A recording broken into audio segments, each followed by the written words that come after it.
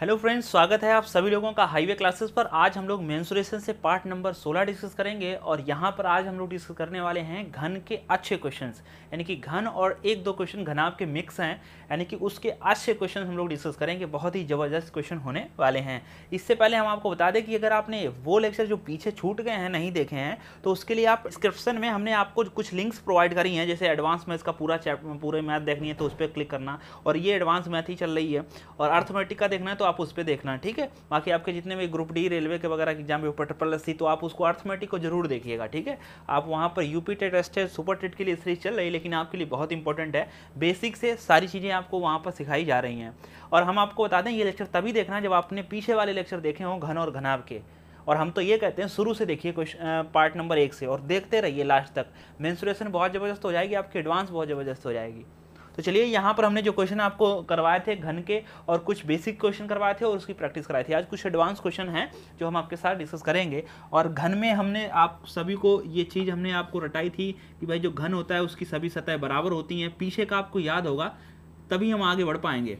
जैसे ये इसका जो आयतन होता है वो ए क्यूब होता है, पृष्ठीय क्षेत्रफल 6a² होता है, इसका विकर्ण a√3 होता है। और अगर घनाभ की बात कर लें तो आयतन होता है LBH, और इसका वक्र पृष्ठीय क्षेत्रफल होता है 2LBBH और HL होता है, ठीक है। और इसका विकर्ण होता है अंडर रूट में L² B² और H²। ये इतनी बातें आपको सभी को आती होंगी। और चारों दीवारों का जो क्षेत्रफल होता है वो 2L + B इंटू में H, ये सभी को आता होगा। इसके आगे हम लोग आगे बढ़ते हैं और क्वेश्चन को देखते हैं, ठीक। 120 क्वेश्चन हम लोग यहाँ पर मेंसुरेशन से कर चुके हैं। आज जो क्वेश्चन नंबर है वो 121 है। मेंसुरेशन जब से स्टार्ट हुई है, यानी कि 2D से, त्रिभुज से लेकर चतुर्भुज, ये सब पढ़ते चले आए हैं, सारे त्रिभुज, सारे थ्योरी और सारे स्पेशल टाइप को। अब 121 नंबर क्वेश्चन हम लोग यहाँ पर करेंगे आज, ठीक है। कहा जा रहा है एक घन की प्रत्येक भुजा को दोगुना करने पर इसके संपूर्ण पृष्ठ के क्षेत्रफल में कितने प्रतिशत की वृद्धि होगी। तो अगर आप एक घन की प्रत्येक भुजा को दोगुना कर दोगे तो इसके संपूर्ण पृष्ठीय क्षेत्रफल पर कितना जो है प्रभाव पड़ेगा, कितने प्रतिशत का जो है बदलाव आएगा। तो देखो, जैसे एक घन है, माने उसकी भुजा कितनी है a, तो इसका पृष्ठीय क्षेत्रफल क्या होगा 6a², ठीक। अब एक दूसरा घन है जिसको हमने, डायग्राम बनाने की जरूरत नहीं है, ऐसे समझ लो। एक दूसरा घन है जिसको हमने 2 गुना कर दिया, कितना 2 गुना, भुजा को 2 गुना कर दिया, तो इसकी मतलब भुजा हो गई 2a। तो बताओ इसका पृष्ठीय क्षेत्रफल क्या होगा। देखो, घन चाहे छोटा हो चाहे बड़ा हो, पृष्ठीय क्षेत्रफल होता है 6a², यानी कि 6a²। 6 तो आने ही आने हैं, a² फर्क डालेगा। जैसे ये 6a² है, यहाँ पर a² कितना, तो मतलब 6 तो आपको लिखने ही पड़ेंगे और a² का वर्ग करना पड़ेगा। तो a कितना है 2a, तो 2a का वर्ग करोगे तो 2 दूनी 4a² हो जाएगा। तो यहाँ पर हमको 4a² लिखना पड़ेगा। अगर इनको गुणा करा दें तो 6 चौक 24a²। मतलब आप ये कह सकते हो कि जो उसका पृष्ठीय क्षेत्रफल पर कितना प्रभाव पड़ा। तो देखो, पहले पृष्ठीय क्षेत्रफल कितना था 6a², अब कितना है 24a²। तो कितना बदलाव हुआ, यानी कि कितना ज़्यादा हुआ, 18a² ज़्यादा हो गया। कितने पर ज़्यादा हुआ है, कितने से ज़्यादा हुआ, मतलब पहले क्या था पृष्ठीय क्षेत्रफल, पहले था 6a², गुणे में लगा दो 100। ये 100 इसलिए लगा रहे हैं क्योंकि सवाल हमारा परसेंटेज में पूछा जा रहा है। तो a² से a² कट दिया, 6 3 18 और 3 गुणे 100, 300% हमारा आंसर आ जाएगा। मतलब अगर आप किसी घन की भुजा को 2 गुना कर दोगे तो उसका जो प्रतिशत बदलाव आएगा पृष्ठीय क्षेत्रफल में, वो आएगा आपका 300%। कितना 300%। इसकी हमने आपको पीछे शॉर्ट ट्रिक भी बताई थी। 2 गुना करें तो 2 का वर्ग 4, 4 में से 1 घटाओ 3, 3 गुणे 100 300। पीछे वाले लेक्चर जरूर देखना, वहाँ पर हमने ये चीज़ें डिस्कस जरूर की थी, ठीक है। जरूर देखिए पीछे वाले का क्षेत्र जो है आंसर। आप सभी लेक्चर उम्मीद है पीछे से जरूर देख रहे होंगे। पूरा A to Z नोट्स बनाइए। 2 बुक बनाने, कापी हमने बनाने कही है। एक आप एडवांस की 20 रुपये वाली और अर्थमेटिक की 30 रुपये वाली बना सकते हो, ठीक है। तो क्वेश्चन नंबर 122, ये कुछ ज़्यादा विशेष क्वेश्चन नहीं था, लेकिन अब जो है क्वेश्चन ठीक ठाक आएंगे। रीता और मीता दोनों के लंच की बॉक्स घनाभ आकार के हैं, यानी कि जो रीता है और एक मीता है, 2 लोग हैं, रीता और मीता। बड़ा सवाल हो तो उसका डाटा एक साइड में लिख लेना चाहिए, जिससे कि हम उसको सवाल को बार बार ना पढ़ें, ठीक है, ऐसा रीजनिंग में भी होता है अप्लाई। और हाँ, जिन्होंने रीजनिंग अभी तक जो है हमारे चैनल यूट्यूब पर सर्च नहीं किया है, रीजनिंग बाई हाईवे क्लासेस के नाम से सर्च करना, ठीक है, रीजनिंग बाई हाईवे क्लासेस के नाम से सर्च करो और वहाँ पर जो आ जाए उसको सब्सक्राइब करो ऑल नोटिफिकेशन के साथ, क्योंकि वहाँ रीजनिंग बहुत ज़बरदस्त चल रही है। लांच के बॉक्स घनावाकार हैं तथा रीता के बॉक्स की जो लंबाई है, यानी कि रीता के जो बॉक्स की लंबाई है वो जो है लंबाई है तथा चौड़ाई, लंबाई तथा चौड़ाई मीता के बॉक्स से 10% अधिक है। कह रहे हैं, पहले तो इतना डाटा देख लो, तो कह रहे हैं जो रीता है, रीता के जो बॉक्स की लंबाई तथा चौड़ाई है वो मीता के बॉक्स से 10% अधिक है। अच्छा आप बताओ 10% का भिन्न क्या होता है? 1/10। अब 10% अधिक है, इसका मतलब कोई चीज़ एक ज़्यादा है, तो 10 से एक ज़्यादा है तो कितनी है? 11। मतलब अगर इसकी 10 है तो इसकी 11 है लंबाई, इसकी चौड़ाई 10 है तो इसकी लंबाई 11 है, मतलब दोनों चीज़ें ज़्यादा हैं, लंबाई भी चौड़ाई भी। कितनी कितनी परसेंट? 10%। अब यहाँ पर आप ये सोचो कि यहाँ 10 ही क्यों माने, कुछ भी मान सकते थे, आंसर यही आएगा, ठीक है। चाहे आप 100 मानो तो यहाँ 110 हो जाएगा, वो 0 0 कट जाएगा, उससे कोई लेना देना नहीं। एक्चुअल डाटा ये 10% भिन्न लिख लो तो आसान रहेगा, परसेंटेज शुरू से पढ़ा है वो आप जो है देख लेना मेरा अर्थमेटिक में, ठीक है। और कह रहे हैं परंतु रीता के बॉक्स की गहराई, कह रहे हैं जो रीता के बॉक्स की गहराई है वो मीता के बॉक्स से 20% कम है। अब कोई चीज़ 20% कम है तो 20% का आपको भिन्न आना चाहिए, 1/5। अब बहुत से बच्चे कहते हैं हमें तो नहीं आता है, फिर आप यार पढ़े कैसे, पढ़े कैसे हो? तो 20% को नहीं आता तो जब तब भी समझ लो परसेंट आके यहाँ 100 लगाएंगे तो 20 से कम 20, 20 पंचे 100, अब तो आता है। और कम करना है और यहाँ ज़्यादा करना था, तो कोई चीज़ 5 है वो 1 कम है, रीता के बॉक्स की गहराई कम है 1, तो यहाँ मतलब मीता के 5 है और इसकी कितनी है? 4। बस अब हमसे क्या पूछा गया है? रीता के बॉक्स की धारिता और मीता के बॉक्स की धारिता में क्या अनुपात है, मतलब दोनों की धारिताओं में क्या अनुपात है। धारिता का मतलब होता है अनुपात, सॉरी धारिता का मतलब होता है आयतन, आयतन में क्या संपर्क है। तो देखो घनावाकार है तो आयतन होता है LBH, तो यहाँ पर रीता के बॉक्स का आयतन और अनुपात मीता के बॉक्स का आयतन, तो देखो यहाँ 11 × 4 अनुपात 10 × 10 अनुपात 5। ये क्यों लिखा है? क्योंकि आयतन है और ये सिस्टम बनाना आपको आना चाहिए जैसे ये बना हुआ है। ये क्या है? ये आयतन है, क्योंकि आयतन ही पूछा गया है, तो 2 से काट दो, 2 दूनी 4, 2 पंचे 10, फिर 2 1 कम 2, 2 पंचे 10, इधर बचा 11 11 के गुणा 121 अनुपात 5 25 पंचे 125। इनकी जो धारिताओं का वो अनुपात है वो 121 अनुपात 125 है। क्वेश्चन बड़ा ही अच्छा था और ज़्यादा कठिन नहीं था, मॉडरेट क्वेश्चन है, आप पढ़ने में बड़ा लगा है लेकिन ज़्यादा क्वेश्चन बड़ा नहीं है। अब हम लोग क्वेश्चन करेंगे 123।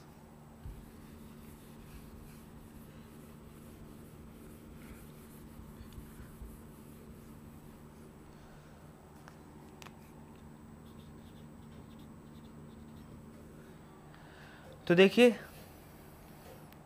धातु के बने एक घनाभ का भार 16 किलोग्राम है। कह रहे हैं धातु के बने एक घनाभ का आकार 16 किलोग्राम है। यदि इसकी सभी विमाओं में से प्रत्येक को पहले का 1/4 कर दें तो नए घनाभ का भार कितना होगा। अब देखो एक घनाभ है तो भाई घनाभ है तो उसकी लंबाई भी होगी, उसकी चौड़ाई भी होगी, उसकी ऊंचाई भी होगी, और इसका जो भार है वो 16 किलोग्राम है। तो यानी कि आपको LBH बराबर 16 किलोग्राम दिया गया है, ये आपको समझना पड़ेगा। मतलब उसके घनाभ की जो भार है, भार क्या मतलब आयतन, और उसको वो कितना है 16 किलोग्राम। कह रहे हैं यदि इसकी प्रत्येक विमा को 1/4 करते हैं तो उसका भार कितना होगा। प्रत्येक विमा को 1/4 कैसे करोगे? विमा मतलब लंबाई चौड़ाई ऊंचाई, तो 1/4 कर दें, बी का भी 1/4 कर दें, एच का भी 1/4 कर दें, तब हमारा इसका आंसर क्या आएगा ये हमसे पूछ रहे हैं। अच्छा चलो कोई बात नहीं, LBH ऊपर गुणा करा लेते हैं तो ऊपर हो जाएगा LBH बटे में 4 चौकू 16 चौकू 64।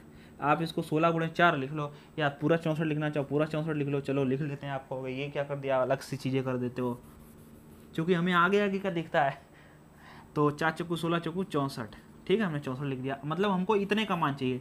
तो देखो LBH का मान तो 16 किलोग्राम, तो हमने यहाँ 16 बटे 64 लिख दिया, तो 16 एकम 16, 16 चौकू 64, हमारा राइट आंसर है 1/4 किलोग्राम। अगर ये ऑप्शन नहीं है तो आप 0.25 किलोग्राम भी कह सकते हो, क्योंकि 1/4 का मतलब होता है 0.25। ये कैसे आया? 4 से भाग कर लो, 1 में करना तो आता ही होगा। तो बस उस नए पात्र की लंबाई कितनी हो जाएगी? 4 किलोग्राम। मतलब अगर कोई एक पात्र है घनाभाकार और आप उसको प्रत्येक भुजा को 4 गुना जो है 4 बटे कर दोगे, यानी कि 4 कर दोगे तो 1/4 होगा, फिर 1/4 होगा, फिर 1/4 होगा, तब उसका भार जो है 16 का। अगर हमें यही सवाल अगर हमारा होता तो हम 1/4 1/4 1/4 कर देते, सीधे आंसर आ जाता है। वो मैंने समझाने के लिए आपको इतना किया है, क्योंकि प्रत्येक विमा को 1/4 करना था, इसलिए प्रत्येक विमा को 1/4 किया गया। और फिर यहाँ हमारा आंसर चाहिए LBH का ऊपर का तो मान हमें पता था 16, हमने रख दिया, नीचे का सॉल्व करके आ गया हमारा आंसर। ओके अब हम लोग डिस्कस करेंगे क्वेश्चन नंबर 124। आज टोटल 130 क्वेश्चन लगभग करेंगे, ठीक है। तैरने के लिए बना एक तालाब 24 मीटर लंबा तथा 15 मीटर चौड़ा है। तो देखो जो डाटा दिया गया आप चाहो तो उसको लिख सकते हो। 24 मीटर लंबा और 15 मीटर चौड़ा है। कुछ व्यक्ति इस तालाब में डुबकी लगाने पर पानी के तल की ऊंचाई में 1 सेंटीमीटर की वृद्धि हो जाती है। मतलब कुछ व्यक्तियों ने इसमें डुबकी लगाई है इस तालाब में, ठीक, मतलब जितने भी हो गैस करके बना रहे हैं, और जिससे क्या हुआ, पानी ऊपर को उठ गया। अब ये बोर्ड से हम ऊपर को तो उठा हुआ दिखा नहीं सकते क्योंकि 3D बोर्ड थोड़ी ना है, 2D बोर्ड है, तो ऐसा तो हम दिखा नहीं सकते कि पानी भाई देखो इतना उठ गया है, तो इतने लोग कूदे, तो कह रहा है पानी 1 सेंटीमीटर ऊपर गया है, लेकिन ये लोग मीटर में है, ठीक है, ये चीज़ ध्यान रखो। और यदि प्रत्येक व्यक्ति 0.1 मीटर क्यूब पानी को विस्थापित करे, मतलब जो ये बंदा है जो ये कूदे हैं 1 मीटर क्यूब को पानी को विस्थापित कर रहे हैं, मीटर क्यूब पानी को विस्थापित कर रहे हैं, तो तालाब में कितने व्यक्ति कूदे हैं, या तालाब में पानी को विस्थापित करें, तालाब में कितने व्यक्ति हैं, तो ठीक है।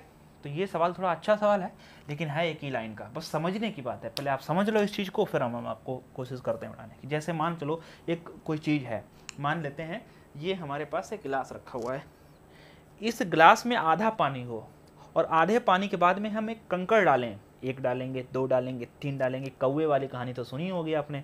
तो जब आप डालोगे इस गिलास में, तो वो पानी जब आधा गिलास भरा हुआ, जब पत्थर डालोगे तो उसमें तो पत्थर जाएगा नीचे, और पानी को कुछ तो जो भाई पत्थर जो आपने डाला है कंकड़, वो अपनी जगह भर को तो पानी विस्थापित कर देगा, वो अपना बैठ जाएगा, पानी को उतना हटा देगा, और पानी क्या उतना कहाँ जाएगा, पानी को ऊपर बढ़कर चला आएगा, इसे डालते चलाएंगे ऊपर बढ़ते, तो हो सकता है पूरा गिलास भर जाए ऊपर।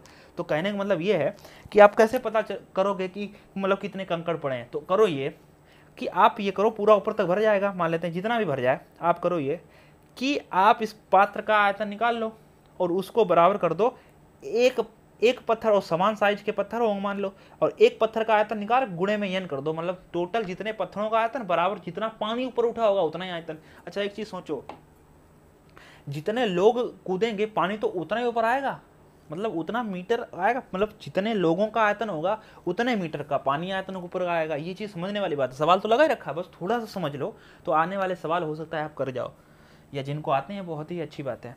तो देखो कहने का मतलब ये है, हम क्या करेंगे, जितने लोगों का आयतन है, ठीक है, टोटल लोगों का आयतन वो बराबर कर देंगे किसके, जितना ऊपर पानी आया, जितना पानी आयतन जो है ऊपर आया, बस सिंपल सा मतलब है। अब देखो, अब यहाँ व्यक्ति का आयतन निकालने की जरूरत नहीं है, क्योंकि व्यक्ति का आयतन हमको दिया गया है। ये देखो, हमें एक व्यक्ति का जो आयतन है वो 0.1 मीटर क्यूब है। देखो मीटर क्यूब जहाँ भी होगा वो आयतन होगा, गुणे में कर दो n, तो टोटल आयतन आ जाएगा, मतलब 0.1 गुणे में n, तो ये टोटल है, और n क्या है, व्यक्तियों की संख्या, ये टोटल व्यक्तियों का आयतन है। और इधर आयतन निकाल लो, बड़ा आसान है, आयतन के लिए आपको एल भी चाहिए होता है, तो एल भी है और बी भी है, और जितना ऊंचे ऊपर उठा है 1 सेंटीमीटर वो भी है। तो पानी पहले से चाहे जितना हो, पहले से लेना देना नहीं है, बाद जब बच्चे कूदे हैं तब से कितना पानी उठा वहां का आयतन हमें जरूरत होगा, ये चीज़ आप खासकर ध्यान रखें। तो 1 लिखना है, साथ साथ में ये सेंटीमीटर है, इसलिए हमें यहाँ पर 100 से भाग करना पड़ेगा। यहाँ पर जरूर देखें, यूनिट को जरूर ध्यान में रखें, ये मीटर है, ये 1 सेंटीमीटर था, तो सभी चीज़ें मीटर में हैं, ये भी मीटर क्यूब है, तो इस सेंटीमीटर को मीटर बनाने के लिए 100 से हमको भाग करना पड़ेगा। अब यहाँ पॉइंट हटा के यहाँ 0 लगा सकते हो, और 1 0 यहाँ से ये काट सकते हो, 5 से काट दो, 5 3 15, 5 दूनी 10, और 2 से काट दो इसको 24 को, तो 2 1 कम 2, 2 दूनी 4, यहाँ बचेगा n 1 कम n, और इधर हो जाएगा 12 3 36, यानी कि इस तालाब में कितने व्यक्ति हैं, 36 व्यक्ति हैं, बस आंसर आ गया। तो इस प्रकार से सवालों को अगर आप सॉल्व करना चाहें तो आसानी से सॉल्व करें, थ्योरी को समझें, किसी को कोई समस्या हो तो आप हमें ज़रूर बताएं, ठीक है। हमारे एक टेलीग्राम ऐप है, उस पर आप सर्च करें टेलीग्राम हाईवे क्लासेस ग्रुप, और चैनल दोनों को सब्सक्राइब कर लें वहाँ पर टेलीग्राम, क्योंकि वहाँ पर नोट्स वगैरह सारी चीज़ें वहाँ पर प्रोवाइड होती रहती हैं, क्वेश्चंस वगैरह, ठीक है। तो चलिए क्वेश्चन नंबर हम 125 डिस्कस करते हैं। हो सकता है आपको ये समझ में आ गया हो सकता है किसी को पहली बार अगर आप मैथ पढ़ रहे हो सकता है आपको समझने में समस्या हो, लेकिन आप प्रैक्टिस करते रहेंगे तो आपको ज़रूर समझ में आएगी, मुझे ऐसा फील हो रहा है। 125, एक आयताकार प्लाट 13.5 मीटर लंबा 2.5 मीटर चौड़ा है। तो देखो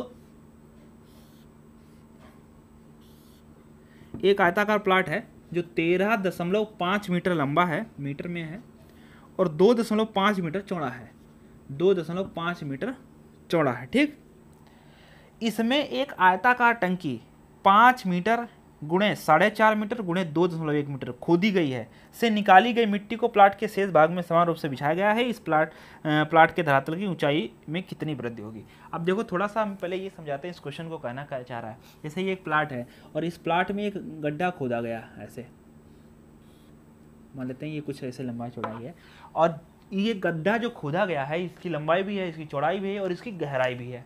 ठीक, जो गहराई है और इससे निकाल ली गई मिट्टी, और निकाल के मिट्टी और यहाँ पर शेष यहाँ पर आपको फैला दी गई इस वाले भाग में जहाँ पर ये बता। अच्छा, जब आपने इस वाले भाग में फैलाई तो कितनी मिट्टी फैलाई होगी, जितनी इस गड्ढे से निकाली गई होगी। और गड्ढे से निकाली गई मिट्टी को क्या कहते हैं, आयतन कहते हैं। तो हम लोग यहाँ पर लिख सकते हैं कि जितनी आप मिट्टी यहाँ से गड्ढे से निकालोगे उतनी फैलाओगे और उतनी वो ऊपर उठेगी। तो हम लोग ये कह सकते हैं कि गड्ढे से निकाली गई मिट्टी का आयतन बराबर और जो फैलाई गई जितने शेष भाग पर फैलाई गई मिट्टी के आयतन के बराबर होगा। तो मतलब शेष भाग पर। अच्छा, ये नहीं है कि पूरे भाग का आप पूरे भाग में फैलाई गई, ये ध्यान रखना। इस गड्ढे को तो छोड़ ही दोगे जहाँ से निकाली गई, वहाँ तो फैलाएंगे नहीं, वो तो गड्ढे बन गया है, उसमें क्या फैलाओगे, उसमें मिट्टी डालोगे फिर वो उतना ही बराबर हो जाएगा। तो ध्यान रखना है, शेष हमें क्या करना है इस वाले सवाल में कि जितनी मिट्टी आपने निकाली है उसका आयतन बराबर कर देना है जहाँ पर आपने शेष, जहाँ जितने भाग पर आपने मिट्टी फैलाई हो। तो इतने भाग पर मिट्टी फैलाई है, इस भाग का क्षेत्रफल कैसे निकालोगे, पूरे का क्षेत्रफल निकाल लो। ठीक है, पूरे इस आयत का क्षेत्रफल और इस वाले आयत का घटा दो, ऊपर ऊपर का घटा दो। गहराई थोड़ी घटाएंगे, आयतन थोड़ी घटाना है, क्षेत्रफल पहले निकालना है। और बस जब आपको ये भाग का क्षेत्रफल आ जाएगा, गुणे में ऊंचाई कर दो, तो आपको पूरे का जो है यहाँ पर जो पूछा गया वो आपसे आंसर आ जाएगा। एक बार हम फिर से पढ़ते हैं क्वेश्चन को। एक आयताकार प्लाट 13.5 मीटर लंबा है, 2.5 मीटर चौड़ा है। इसमें एक आयताकार टंकी 5 मीटर, मतलब ये 5 मीटर लंबी है। ठीक, अगर ना दिख रही हो तो फिर से बना देते हैं। ये 5 मीटर लंबी है और 4.5 मीटर गहरी है, जो चौड़ी है, जो कि कहना गलत है बिल्कुल। ठीक है, लेकिन ये सवाल किसी एग्जाम में पूछा गया है इसलिए हम उठा के लाए हैं 4.5। ठीक है, और 2.1 मीटर गहरी है, मतलब जो ये गहराई में है वो 2.1 मीटर है। ठीक, तो निकाली गई शेष मिट्टी को समान रूप से बिछाया गया है। प्लाट के धरातल की ऊंचाई में कितनी वृद्धि होगी, मतलब ये जो फैलाओगे मिट्टी आप, तो वो कितनी वृद्धि होगी। तो हम लोग कैसे लिखेंगे, तो हम लोग पहले तो निकाली गई मिट्टी, गड्ढे से निकाली गई मिट्टी का आयतन। अच्छा, ये 4.5 लिखा हुआ है, ये 2.5, ये गलत है सवाल। ठीक है, कैसे बताएं, तो देखो जब ये कोई क्षेत्र इतना है, ठीक, तो हम लोग मिट्टी कितने से निकाल सकते हैं, मिट्टी तो यहाँ तक तो निकाल नहीं सकते हैं। जैसे ये यहाँ से यहाँ तक की जो दूरी है वो 2.5 है।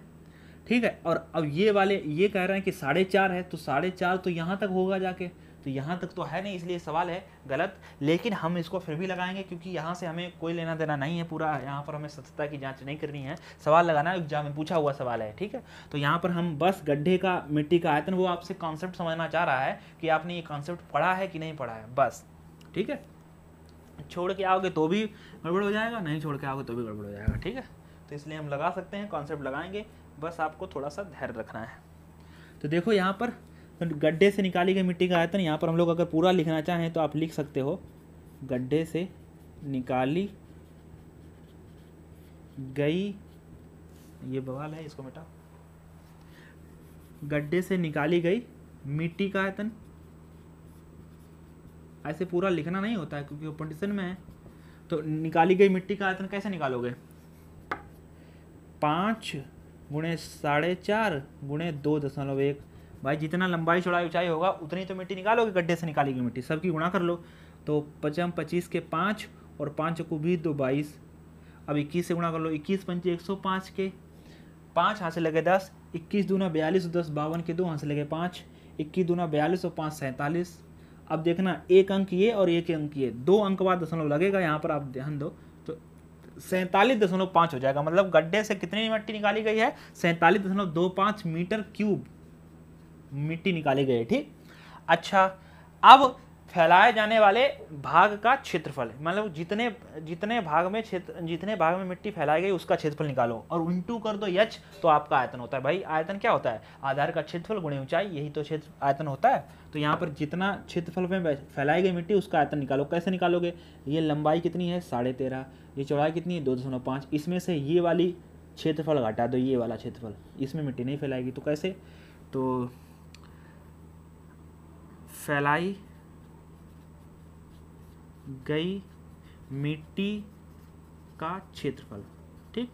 तो कैसे, 13.5 2.5 माइनस कितना आपको 5 गुणे 4.5, ये आपको करना है। तो आप गुणा कर लो, 25 पंचे 125, हासिल लगे 12, 25 3 75 और 12 87, 87 के साथ हासिल लगे 8, 25 से कम 25 और 8 33, और 2 अंक का दशमलव लगेगा, एक ये तो यहाँ लगा दो माइनस, और 25 के 5 और 5 को भी 2 22, एक अंक का दशमलव लगेगा, यहाँ पर घटा दो। अब इसमें से घटाना बहुत इंपॉर्टेंट है, यहाँ देखो 2 अंक है, यहाँ 1 अंक, तो इस पीछे 0 बढ़ा लेना, घटा नहीं पाओ। तो 5 में से 0 गया 5, और 7 में से 5 गए 2, 3 में से 2 गया 1, 3 में से 2 गए 1, और यहाँ घटेगा तो 11.25। मतलब जो ये क्षेत्र है, ये सवाल तो एक ही लाइन में खत्म हो जाएगा, लेकिन एक एक चीज़ हम समझाने की कोशिश कर रहे हैं आपको कि आप समझ जाओ, फिर हम आपको एक लाइन में लगा के दिखा रहे हैं। देखो ये वाला क्षेत्रफल है, इतने में फैलाया जाएगा मिट्टी, और उसका क्षेत्रफल कितना आ गया 11.25 मीटर स्क्वायर आएगा, चूंकि ये क्षेत्रफल है। और हमें ऊंचाई बतानी है, कितनी ऊंचाई बढ़ी है, तो आपको कितनी ऊंचाई बढ़ी है कैसे पता करोगे, बड़ा आसान तरीका है। तो देखो क्या करना है आपको, सिंपल सा यहाँ पे लिखते हैं, तो 11.25 गुणे में जितनी ऊंचाई, एच ऊंचाई तक फैलानी है, और ये आयतन है किसका, जितना मिट्टी आपने फैलाई उसका आयतन, और मिट्टी का आयतन कितना निकाल के रखा हम लोगों ने 47.25 के, तो 2 अंक बाद दशमलव है, ये तो यहीं कट जाएगा। अब आप इसको 25 से या 5 से जितने से काटना चाहो, हम 25 से काट रहे हैं, 25 चक्कू 100, बचे कितने 12, तो 25 पंचे 125। अब आप इसको 25 से काटो, 25 एकम 25, बचे कितने यहाँ पर आपके 22, हो गए कितने 222, तो 25 8 200, फिर आपके 22 बचे, और ये वाला 5, तो 25 नेमा 205, फिर 9 से काट दो, 9 बजे 45, तो 9 दूनी 18, 9 एकम 9, तो यहाँ पर आपकी जो ऊंचाई निकल के आ गई है वो एच बराबर 21/5, चूंकि 21 इधर 5 बटे में जाएगा, तो 21/5 मीटर कह सकते हो, या आप भाग भी करना चाहो तो 5 को 20 लगा दशमलव बचाएगा तो 2, 5 दूनी 10, 2 मीटर, यानी कि ये भी कह सकते हो। दोनों आंसर हमारे सही है, 21/5 मीटर का हो या 4.2 मीटर का हो, इतना आपका आंसर आ जाएगा। लेकिन अगर आप ये पहली बार समझना है तो आपको हो सकता है समस्या हो, लेकिन अगर आप 1-2 बार इसको समझ चुके हो, हाई स्कूल में पढ़ा है, इंटर में भी पढ़ा है, थोड़ा थोड़ा कंपटीशन में भी कभी 1-2 बार जगह पढ़ा हुआ है, तो आपको ये समझने में कठिनाई नहीं होगी। हम आपको इसको एक बार और लगा के दिखाते हैं एकदम से तरीके से, ठीक है। मतलब ये पूरा नहीं लिखना है कंपटीशन की तरीके से, भाई परीक्षा हो रही होगी तो क्या ये लिखोगे, नहीं। तो देखो कैसे सवाल करना था इस चीज़ को, आपने गड्ढे का आयतन निकाल लेना है LBH, तो LBH आपने जब निकाला यहाँ पर तो ये इतना आ गया, ठीक। तो ये लिखने की कोई ज़रूरत नहीं थी, बस हमें गुणा करना था, ठीक, जो कि हमने कर लिया। और इतने वाले भाग का क्षेत्रफल, तो ये हमने 13.5 और 2.5 की गुणा की, तो ये 33.5 आया, उसमें से हमने 11/25 घटा दिया। तो बस अब आपको क्या करना है, जो आपका ये 11/25 आया है, इंटू में इसको ऊंचाई और बराबर में 47.25, जब आप इसको सॉल्व कर लेंगे तो यहाँ से आपको आ जाएगा 21/5। ये आप तभी कर पाएंगे जब आपने 1-2 बार सवाल करा होगा इस टाइप का, ठीक है, अन्यथा नहीं कर पाएंगे डायरेक्ट, आपका दिमाग ही नहीं काम करेगा। अगर आपने ये पहले कभी नहीं किया है तो कैसे काम करेगा बताओ। ABCD याद करें कितना डंडा खाएगा, गिनती पे कितना खाया, 78 69 77 में कितना कन्फ्यूजन होता है ना, 79 80 में अभी भी कन्फ्यूजन रहता है, 79 लिखें तो 80 69 लिखते हो, है ना। तो ऐसे करके समस्या आएगा, पहली बार सवाल इतना कठिन तो थोड़ा सा आपको समस्या हो सकती है, ठीक है। तो आप समझो, नहीं समझ में आया तो एक बार फिर से बताना, हम आपको फिर से एक बार इस सवाल को कहीं पर कन्फ्यूज दूर कर देंगे, ठीक है। मतलब 1-2 होगा, बाकी समझदार बच्चे भी जुड़े हुए हैं तो उनको नहीं होगा। और टेंशन नहीं करनी है कि हाय राम ये सवाल नहीं समझ में आया, नहीं समझ में आया, एक सवाल नहीं आया, अभी कोई गारंटी थोड़ी ना एग्जाम में यही आ जाए, तो पढ़ना तो है ही, ऐसे थोड़ी ना कॉपी किताबें छोड़ के भाग जाएंगे। अगला क्वेश्चन नंबर 126, टेंशन नहीं लेनी क्या, एक नहीं आया तो बाकी 90 तो आए हैं 100 में से। 126, एक घन के विकर्ण की माप 4√3 है, मतलब एक घन के जो विकर्ण है उसकी माप 4√3 है, इस घन का आयतन कितना होगा। तो 4√3 घन की माप है। अब देखो ऐसा भी तो सवाल आएगा 2 कौड़ी का, और घन का विकर्ण होता क्या है a√3, और दिया क्या गया 4√3, √3 कट गया, a बराबर 4, और घन का आयतन पूछ रहे हो तो घन का आयतन होता है a³ यानी कि भुजा का क्यूब, तो 4 चक्कू 16 चक्कू 64, लो भाई ये आंसर आ गया। तो सवाल ऐसे भी तो आएंगे, इसीलिए तो खट्टे के बाद मीठा रहता है। तो देखो यहाँ पर ध्यान रखो, तो 64 साथ साथ में अगर सेंटीमीटर है तो सेंटीमीटर स्क्वायर होगा, और मीटर है तो मीटर स्क्वायर होगा। चूंकि यहाँ सेंटीमीटर था तो यहाँ सेंटीमीटर क्यूब रहेगा। ठीक, चलो अगला सवाल, क्वेश्चन नंबर 127।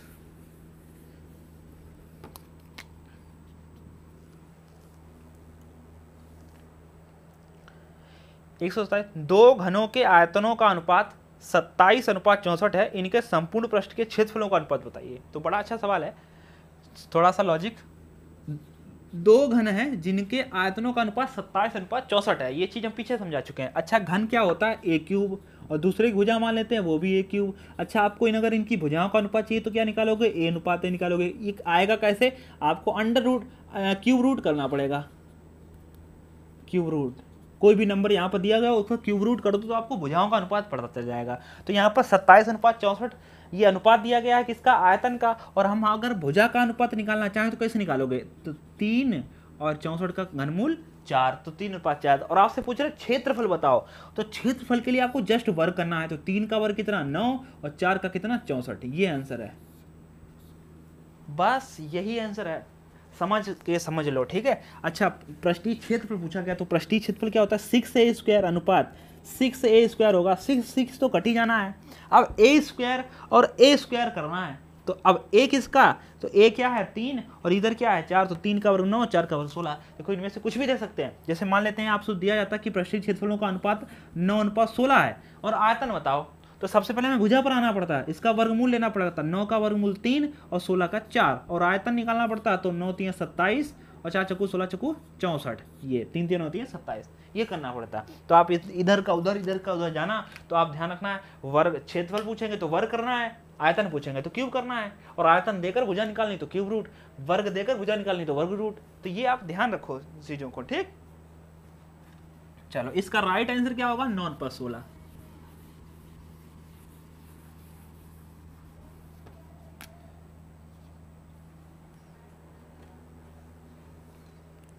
एक 128, एक घन की प्रत्येक भुजा में 50% वृद्धि करने पर इसके आयतन में कितनी वृद्धि होगी? इस सवाल को हम आपके परसेंटेज में फिनिश करा चुके हैं, जो आपका परसेंटेज चल रहा है अर्थमेटिक।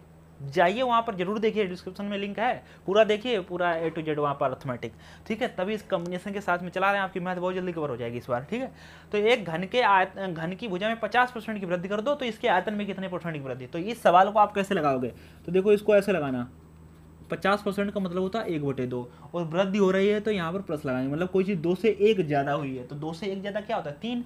मतलब कोई घन की भुजा पहले 2 थी वो 3 हो गई, 2 थी 3 हो गई, 2 थी 3 हो गई। मतलब एक घन की भुजा में 50% की वृद्धि करने पर उसके आयतन में कितनी वृद्धि होगी? तो घन की भुजाएं होती 3, ए, तो तीनों में समान वृद्धि होगी। अगर यहीं पर घनाभ होता तो एक घन की भुजा में 50%, और फिर लंबाई में 50%, चौड़ाई में 20%, ऊंचाई में 10% की वृद्धि हुई, तो फिर अलग अलग भुजाएं दी होती हैं यहाँ पर। लेकिन यहाँ घन है तो इसीलिए तीनों भुजाएं समान ही रहेंगी।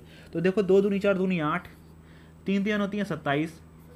भाई क्यूब करना है ना, गुणा करनी है 3 बार। आयतन क्या होता है? यही तो होता है। अब देखो पहले घन जो था जिसके 50% वृद्धि नहीं हुई थी, तब आयतन कितना था? 8। जब आपने घन की भुजा में 50% वृद्धि कर दी तब आयतन कितना है? 27।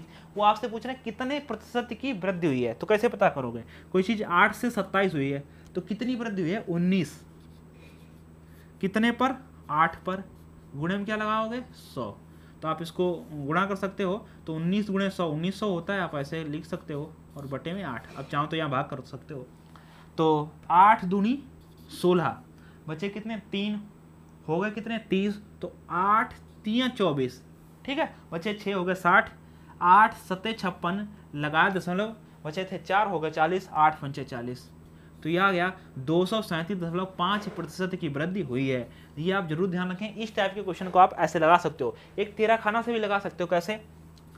पहले 50% की वृद्धि प्लस 50% की वृद्धि प्लस 50 गुणे 50 बटे 100। इतना अगर आपसे क्षेत्रफल पूछते तो इतना सही था, तब हमारा आंसर आया था 50 50 100, और ये 25 125%। ये क्षेत्रफल के लिए सही है। लेकिन आप चाहते हो आयतन निकाल जाए इसी फार्मूले से, तो आप क्षेत्रफल के लिए 2 बार, एक बार और 50 यूज कर लो इसी के साथ। तो आप इसको जोड़ोगे 175 प्लस 125 गुणे 50 बटे 100, तो 50 से कम 50, 50 दूना 100, 125 50, यहाँ से यहाँ 175 हो गया, जो आप 2 से काट दोगे तो यहाँ पर आप देखें 62.5, यहाँ 175 में 62.5 जोड़ दोगे तो आपको 237.5 यहाँ से भी मिल जाएगा। तो कोई टेंशन वाली बात नहीं है, लेकिन आपको तरीका ये वाला लगाना है। हमने आपको परसेंटेज में कायदे से समझाया इस चीज़ को कि ये वाले सवाल वहाँ पर भी मिलेंगे, वहाँ पर भी समझाएंगे, यहाँ भी समझा दे रहे हैं। तो आपको दोनों पढ़ना है, ऐसा नहीं है, ठीक है। जो भी बच्चे हों, अगर आप अर्थमेटिक पढ़ रहे हो तो और एडवांस पढ़ रहे हो, दोनों हमारे साथ पढ़ना है। उसके ऊपर जो लिखा हुआ है वो अच्छी बात है, जैसे UP TET, TET, super TET, ये सभी लिखा हुआ है। लेकिन आपके मैथ आती है क्या? आप जो इस एग्जाम के लिए जा रहे हो उसमें मैथ आती है? जैसे मान लेते कोई यूपीएसआई की तैयारी कर रहा है, ठीक है, और उसको मैथ बेसिक से नहीं आती है, तो क्या यूपी टेट वाली पढ़ने में क्या हो जाएगा? तो पहले तो बेसिक क्लियर करेंगे तो फिर तभी तो एडवांस में आएंगे। तो इसीलिए आपको दोनों मैथ्स को अच्छे से कवर करना है, ठीक। हाँ, समस्या आए तो हम जरूर बताएंगे। आप पूछो, कमेंट्स बॉक्स में कमेंट्स करो। कमेंट्स इसीलिए आम रहता है मेरा कि भाई आप सवाल पूछ सको, हैं। 129 नंबर, एक आयताकार समांतर षटफलक के 3 निकटवर्ती फलकों के क्षेत्रफल क्रमशः 12 मीटर स्क्वायर, 15 मीटर स्क्वायर तथा 20 मीटर स्क्वायर, तो सर उस समांतर षटफलक का आयतन कितना होगा? तो जब हमने आपको पढ़ाया था, जब हमने आपको पढ़ाया था घनाभ, तो उसमें एक आयतन निकालने का तरीका बताया था। घनाभ का आयतन निकालते कैसे हैं? LBH, और एक तरीका हमने और बताया था, हमने कहा था A1 गुणे में A2 गुणे में A3। तो ये तरीका भी बताया था। इसका मतलब होता है संलग्न भुजाओं के क्षेत्रफल ये दिए गए हैं। जैसे ये एक हम घनाभ बना लेते हैं, ये तो घन बन गया लगभग में, चलो कोई बात नहीं। तो इसका एक ये A1 हो गया, A2 हो गया, A3 हो गया। ये संलग्न सतह हैं। जैसे इस सतह का अगर आपको क्षेत्रफल निकालना है तो आपको L इंटू में H करना पड़ेगा, और इस सतह का क्षेत्रफल निकालना है तो आपको B इंटू में H करना पड़ेगा, और इस सतह का क्षेत्रफल निकालना है तो आपको L और इंटू में B करना पड़ेगा। तो ये L into H, L into B, L into L आपको करके दिया गया है। उन्होंने कहा है कि दो संलग्न सतहों का जो क्षेत्रफल है वो A1 का मान है 12 और A2 का मान है 15 और A3 का मान है 20। ये सब उन्होंने करके दिया है मीटर स्क्वायर में। अगर आप जिन बच्चों को ये चीज नहीं पता है तो वो इस वाले सवाल में हो सकता है फंस जाए, लेकिन हमें पता है, हमने आपको A1, A2, A3 under root में लिखवाया है। ये बहुत इंपॉर्टेंट है, बहुत कम बुक में दिया गया है और ये एग्जाम में पूछा हुआ सवाल है, ठीक है। हाँ, तो बहुत कायदे से पढ़ना है। एक एक चीज हम आपको जो है सटीक तरीके से दे रहे हैं। मेरा विश्वास है कि अगर आप अच्छे से पढ़ें तो आपकी मैथ और जो है अर्थमेटिक एडवांस दोनों बहुत ही अच्छी होने वाली हैं। थोड़ा सा धैर्य के साथ में और अच्छे से तैयारी करें तो, ठीक है। और जो सवाल हो वो आप हमसे पूछें, लेकिन आप थोड़ा सा हमारा ध्यान रखते हुए, हाईवे क्लास का ध्यान रखते हुए शेयर जरूर करना है सभी बच्चों को, ठीक है। 360 पिक्सल पर देखो अपना वीडियो, आपका डाटा वगैरह भी नहीं जाएगा, टोटल 100% यूट्यूब पर ही देखना है, ठीक है। डाउनलोड करके नहीं रखना है। डाउनलोड करके मन में आता रही तो डाउनलोड ही है, डाउनलोड है तो ये तो कभी भी देख सकते हैं। जिसकी नेटवर्क की समस्या है वो अपना एडजस्ट कर लेना, ठीक है। लेकिन जिन लोगों का है नेटवर्क अच्छा आता है तो वो आप 360 पिक्सल पर यूट्यूब पर ही देखा करो, ठीक है। जिससे कि क्या होगा कि हाँ सर क्लास चल रहा है तो हम पूरा देख के ही जाएंगे, कभी फिर मौका मिला नहीं। डाउनलोड करके अगर रख लेते हैं तो उसमें ये रहता है यार डाउनलोड करके चलो कभी भी देख लेंगे, तो फिर नहीं देख पाते हो। तो बस यहाँ पर क्या है, A1, A2, A3 का मान दिया गया है। तो 12 गुणे 15 गुणे 20, जब सबकी गुणा कराओगे तो आपको 3600 आएगा, और 3600 का वर्गमूल होता है 60। इसका मतलब हमारा आंसर हो जाएगा 60 मीटर। अगर इसकी बजाय सेंटीमीटर में थी, मीटर स्क्वायर था, तो यहाँ 60 मीटर हो जाएगा, ठीक। तो बस हमें पूछा क्या गया था, आयतन पूछा गया था, तो मीटर क्यूब होगा, ठीक। आयतन मीटर क्यूब होता है। तो बस ये आपके क्वेश्चन थे। 120 क्वेश्चन आपने किए होंगे, अभी बचा हुआ है क्या? हाँ जी, ठीक है। एक क्वेश्चन हम आपको देते हैं, क्वेश्चन नंबर 130, ठीक। 130 हम आपको होमवर्क दे देते हैं। एक घन की संलग्न भुजाओं का जो है क्षेत्रफल है वो कुछ इस प्रकार से हैं। एक के 180 है, एक 20 है, ठीक है। एक 180 है, एक 20 है और एक 100 है, ठीक है। तो आप बताओ इसका आयतन क्या होगा, ठीक है। इसका कमेंट बॉक्स में आंसर करना है, क्वेश्चन नंबर 130। थैंक यू, मिलते हैं नेक्स्ट लेक्चर में।